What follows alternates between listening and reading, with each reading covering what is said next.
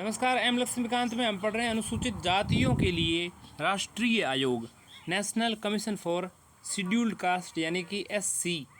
तो एससी के लिए जो नेशनल कमीशन है उसके बारे में हम पढ़ेंगे। सबसे पहले समझते हैं एससी के लिए इस आयोग अनुसूचित जाति के लिए जो आयोग है, कमीशन है, उसकी बात क्या है ये आयोग। अनुसूचित जातियों के लिए राष्ट्रीय अनुसूचित जाति आयोग जो है इस संदर्भ में एक संवैधानिक निकाय है। राष्ट्रीय अनुसूचित जाति आयोग एक संवैधानिक निकाय है। इसका गठन संविधान के अनुच्छेद 338 के तहत किया गया है। संविधान में अनुच्छेद 338 के तहत ये एक क्या है, संवैधानिक निकाय है। दूसरी ओर अन्य जो राष्ट्रीय आयोग होते हैं जैसे राष्ट्रीय महिला आयोग 1992, राष्ट्रीय अल्पसंख्यक आयोग 1993, राष्ट्रीय मानवाधिकार आयोग 1993, राष्ट्रीय बाल संरक्षण अधिकार या बाल अधिकार संरक्षण आयोग 2007, ये आदि संवैधानिक निकाय न होकर के सांविधिक निकाय हैं, क्योंकि इनकी स्थापना संसद के अधिनियम के द्वारा की गई है।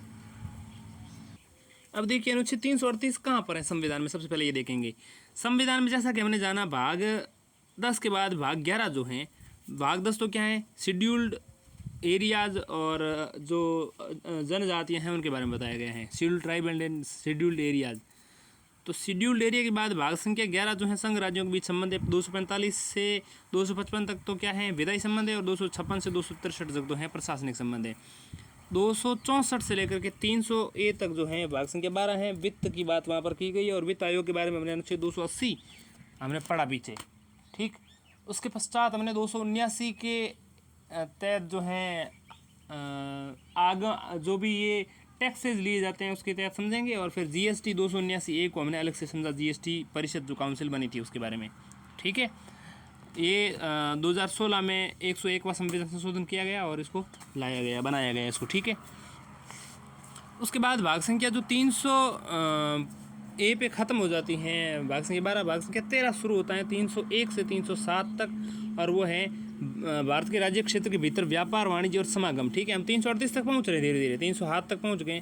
308 से लेकर के 323 तक जो है सेवाएं दी हुई हैं। 323A और 323B जो हैं ये हमें अधिकरण के बारे में बताते हैं, ट्रिब्यूनल्स। और 324 से लेकर के 329A तक जो है हमारा भाग संख्या 15 है, जिसको हम निर्वाचन कहते हैं, इलेक्शन।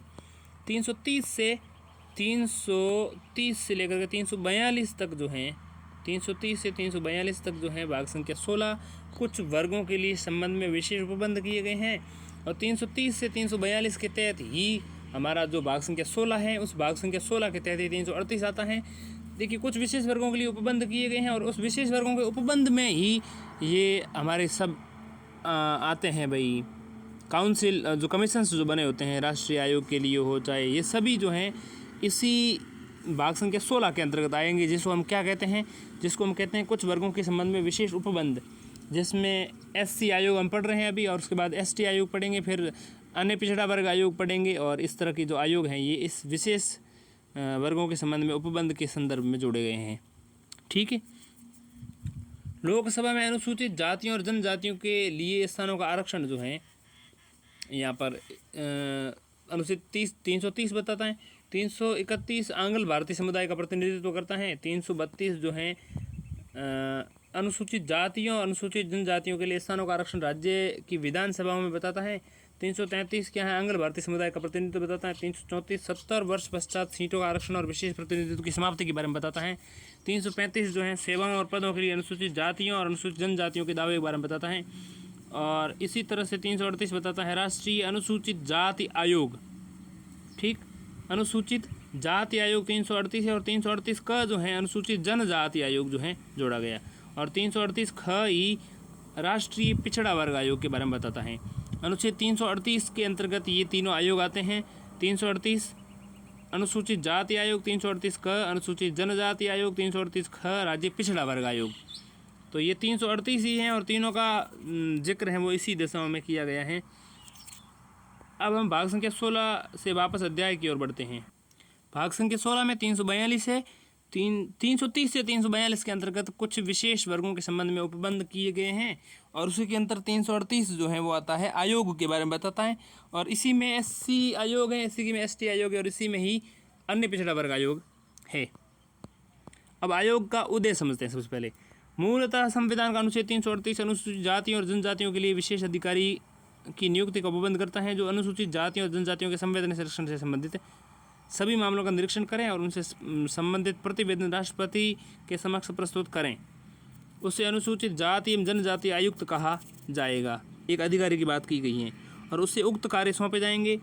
ठीक है, अब कार्य कौन से सौंपे जाएंगे आपको बता दिए जाएंगे। ठीक है, मूलतः संविधान में 338 अनुच्छेद जो हैं वो अनुसूचित जातियों और जनजातियों के लिए एक विशेष अधिकारी की नियुक्ति का उपबंध करता है, जो अनुसूचित जातियों और जनजातियों का संवैधानिक संरक्षण से संबंधित सभी मामलों का निरीक्षण करें और उससे संबंधित प्रतिवेदन राष्ट्रपति के समक्ष प्रस्तुत करे।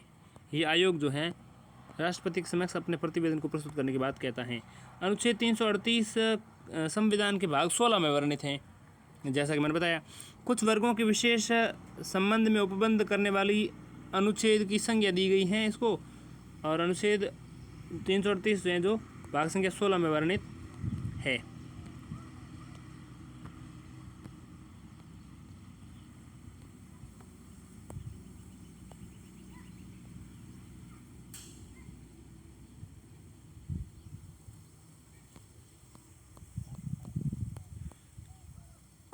अनुसूचित जातियों और जनजातियों के लिए संवैधानिक संरक्षण की व्याख्या बाद में पृथक अध्याय 68 में दी गई हैं। वहाँ पर आप इनकी व्याख्या समझ सकते हैं। अनुसूचित जाति और जनजातियों के लिए संवैधानिक संरक्षण की व्याख्या बाद में एक पृथक अध्याय है 68, वहाँ पर आपको पढ़ने को मिलेगी। अभी अब अध्याय जो समझ रहे हैं वो 48 से शायद 20 अध्याय और पढ़ेंगे तब 68 तक पहुँच पाएंगे हम। अनुसूचित जातियों और जनजातियों के लिए वहाँ पर अलग से बात की गई है, तो उसको वहाँ पर हम विस्तार से समझ लेंगे। अभी आप ऐसा समझिए कि अनुसूचित जातियों और जनजातियों से संबंधित, उनके संरक्षण से संबंधित जो भी प्रतिवेदन होगा वो इस आयोग का जो अध्यक्ष होगा वो इनको सौंपेगा, राष्ट्रपति को प्रस्तुत करेगा। 1978 में सरकार ने एक संकल्प के माध्यम से अनुसूचित जातियों और जनजातियों के लिए एक संवैधानिक गैर सांविधिक बहुसदस्यीय आयोग की स्थापना की, तथापि अनुसूचित जाति जनजाति आयुक्त का कार्यकाल भी अस्तित्ववान रहा। 1978 में सरकार ने क्या किया, एक संकल्प लाए और संकल्प के माध्यम से एससी और एसटी के लिए एक गैर सांविधिक बहुसदस्यीय आयोग की स्थापना की। बहुसदस्यीय आयोग की स्थापना की, तथापि अनुसूचित जाति और जनजाति आयुक्त का कार्यालय भी अस्तित्ववान रहा। 1978 का जस्ट उल्टा कर लो, 1987 में सरकार ने एक अन्य संकल्प के माध्यम से आयुक्त के कार्यों में संशोधन किया और आयोग का नाम बदल करके राष्ट्रीय अनुसूचित जाति और जनजाति आयोग कर दिया।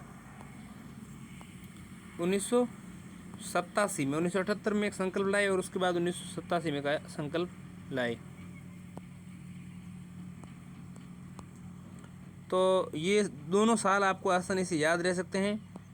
अब ध्यान देना ये है कि अनुसूचित जातियों और जनजातियों से संबंधित नीतियों और विकास के स्तर के मूल्यांकन हेतु सुझाव देने के लिए एक राष्ट्रीय स्तर के विधिक आयोग के रूप में जो है राष्ट्रीय अनुसूचित जाति आयोग की स्थापना की गई।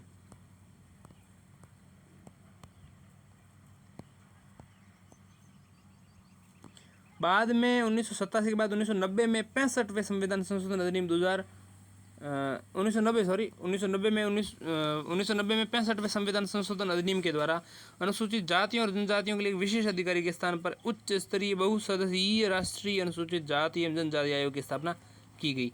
1990 में 65वें संविधान संशोधन के द्वारा इस संवैधानिक आयोग ने एक अनुसूचित जाति एवं जनजाति आयुक्त के साथ ही 1987 में सरकार द्वारा स्थापित आयोग का स्थान लिया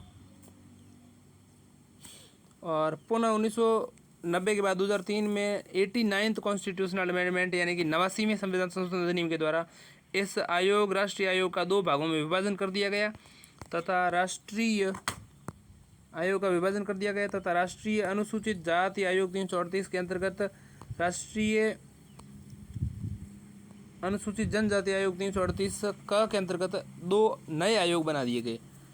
ठीक है, और ये विभाजन कब किया गया? ये विभाजन 2003 में 89th कॉन्स्टिट्यूशनल अमेंडमेंट के तहत किया गया। ठीक है, इस के तहत जो है अनुसूचित जाति अनुसूचित जाति आयोग तो 368 के अंतर्गत और जनजाति आयोग 338 के अंतर्गत कर दिए गए। और वर्ष 2004 से पृथक राष्ट्रीय अनुसूचित जाति आयोग अस्तित्व में आ गए। आयोग में एक अध्यक्ष, एक उपाध्यक्ष, 3 अन्य सदस्य हैं। एक अध्यक्ष, एक उपाध्यक्ष 2 हो गए और 3 अन्य सदस्य, तो 5 सदस्य हो गए। और वे राष्ट्रपति के द्वारा आदेश मुहर लगे आदेश द्वारा नियुक्त किए जाते हैं। राष्ट्रपति के आदेश से ही नियुक्त होते हैं। उनकी सेवा शर्तें और कार्यकाल भी राष्ट्रपति के द्वारा ही तय किए जाते हैं। अब ध्यान देने वाली बात ये है कि 1990 में 65वां संविधान संशोधन किया और उसके तहत अनुसूचित जातियों और जनजातियों के लिए एक विशेष अधिकारी के स्थान पर उच्च स्तरीय बहुसदस्यीय राष्ट्रीय अनुसूचित जाति एवं जनजाति आयोग की स्थापना की गई। तो ये आयोग जो बनाया गया 65वें संविधान संशोधन के तहत, वो आयोग जो 1990 में बनाया गया 65वें संविधान संशोधन के तहत, वो 90 में बना हुआ आयोग जो है 12 मार्च 1992 से प्रभाव में आया। 12/3/1992 से प्रभाव में आया। 12/3/1992 से प्रभाव में आया। 1990 में 65वां संविधान संशोधन किया और 90 से ये 92 में 12/3/2092 में लागू आया। 2 वर्ष बाद 90 में आया और संशोधन किया और 92 में लागू हुआ। ठीक है, 1990 में एक आयोग बनाया गया, मतलब एक विशेष अधिकारी के स्थान पर। ठीक है, और बाद में 2003 में 89th कॉन्स्टिट्यूशनल अमेंडमेंट किया गया, उसके द्वारा इसका विभाजन कर दिया गया। ठीक है, और 2003 के बाद ये 2004 से लागू हो गया।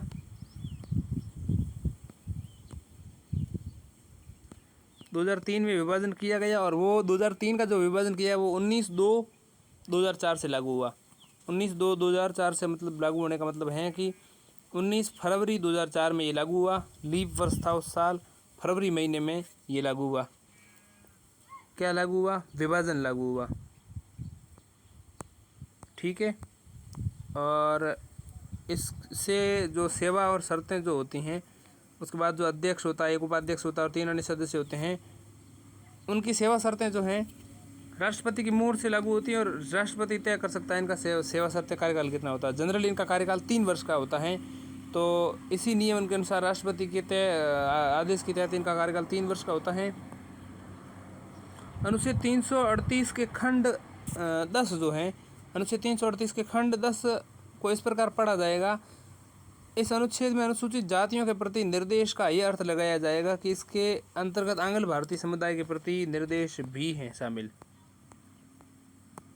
ठीक है, अब आयोग के कार्य समझते हैं। सबसे पहले आयोग के कार्य निम्नानुसार है। पहला, आयोग क्या करेगा? अनुसूचित जातियों के संवैधानिक संरक्षण से संबंधित सभी मामलों का निरीक्षण, अधीक्षण और उनका क्रियान्वयन की समीक्षा करेगा।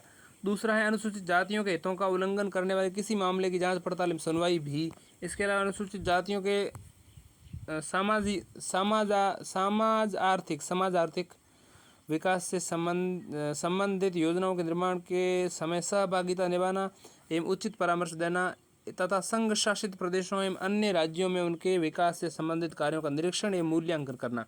इसके अलावा इनके संरक्षण से संबंध में उठाए गए कदम एवं किए जा रहे कार्यों के बारे में राष्ट्रपति को प्रतिवर्ष या जब भी आवश्यक हो प्रतिवेदन प्रस्तुत करना भी इस आयोग का कार्य है।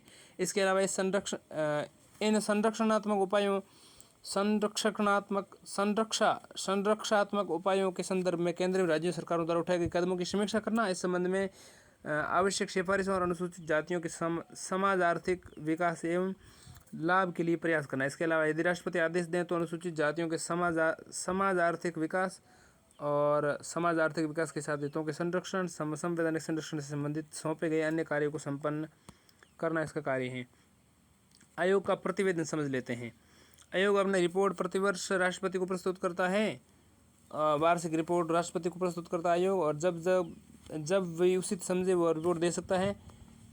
राष्ट्रपति इस रिपोर्ट को संबंधित राज्यों के राज्यपालों को भेजता है, जो इससे उस राज्य के विधानमंडल के समक्ष रखवाएगा, जो उसके साथ राज्य से संबंधित सिफारिशों पर किए जाने पर राष्ट्रपति संबंधित की गई सिफारिशों या किए जाने वाले प्रस्थापित कार्रवाई तथा यदि कोई ऐसी सिफारिश अस्वीकृत की गई है तो अस्वीकृति के कारण स्पष्ट करने वाला ज्ञापन भी होगा। राष्ट्रपति किसी राज्य से संबंधित किसी आयोग की रिपोर्ट को भी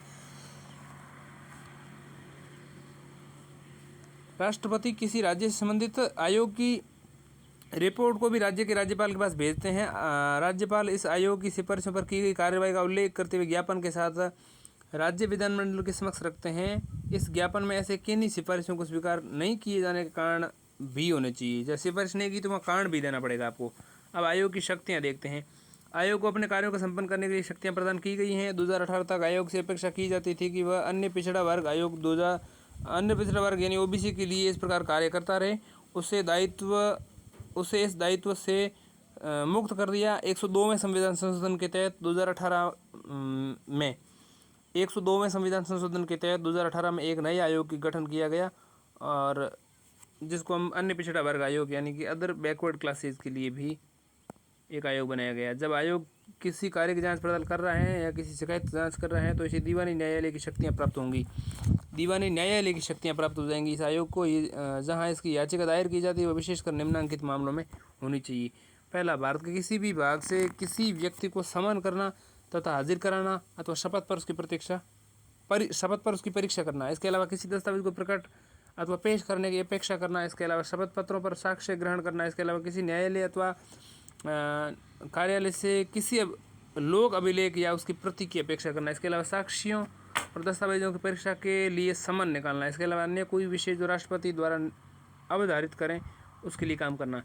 संघ और प्रत्येक राज्य सरकार अनुसूचित जातियों को प्रभावित करने वाले सभी महत्वपूर्ण निर्णय नीतिगत विषय पर आयोग से परामर्श करेगी।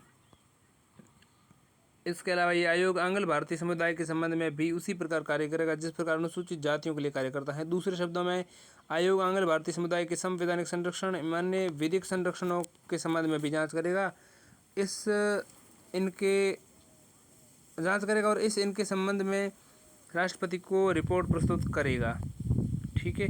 अनुच्छेद 338 के खंड 10 को इस प्रकार पढ़ा जाएगा। इस अनुच्छेद में अनुसूचित जातियों के प्रति निर्देश करके ये दर्शाता है और आंग्ल भारतीय समुदाय की सुरक्षा की बात वहाँ पर की गई है। अब हम समझेंगे एसटी आयोग को अगले वीडियो में।